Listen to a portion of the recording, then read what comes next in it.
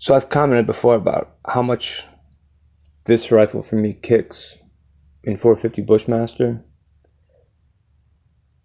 And I'd heard a lot of people say that 450 is kind of like shooting a 20 gauge.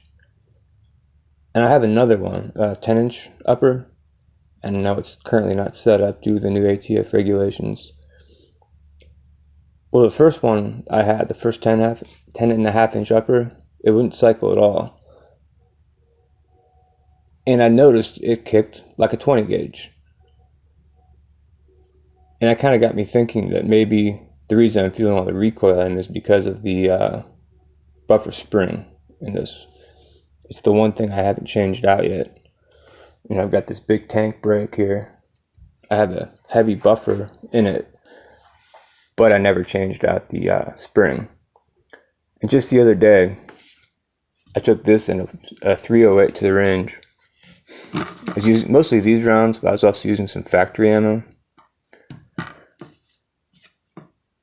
So basically, 450, 308. This kicked a whole lot more than the 308 did.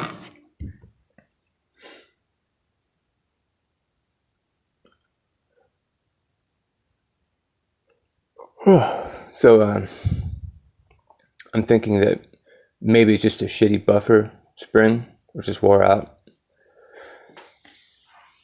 Because, for one,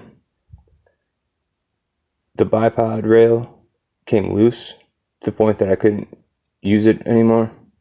I had to retighten it when I got home. And I did reapply some blue Loctite to it. And if you look at the scope rings, I'd spray paint this myself, obviously. But you can see where the scope shifted. I noticed my zero kept moving on me. I couldn't figure out why. And obviously that would be why. So I'm hoping that with the new buffer, a heavier one at that, it will reduce the recoil. I still might, let me back up a little bit. I was at a gun store today looking at a bolt action Mossberg Patriot 450. It's the camoed one with a Cherokee bronze finish. Real nice looking rifle, kind of lightweight, threaded barrel, 2-piece scope mount.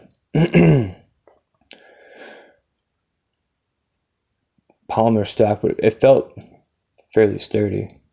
I had a hard time talking myself out of buying it, to put it that way.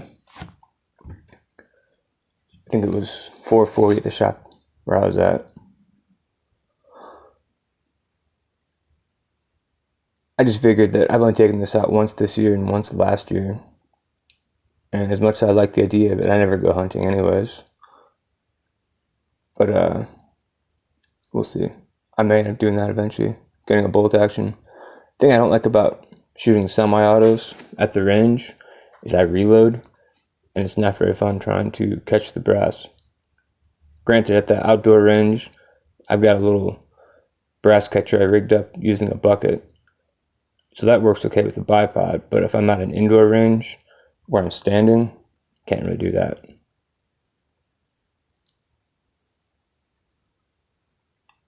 And the outdoor range is an hour away. So anyways, just thought I'd mention that I think that the reason why I felt so much recoil through this rifle is just because of the buffer spring.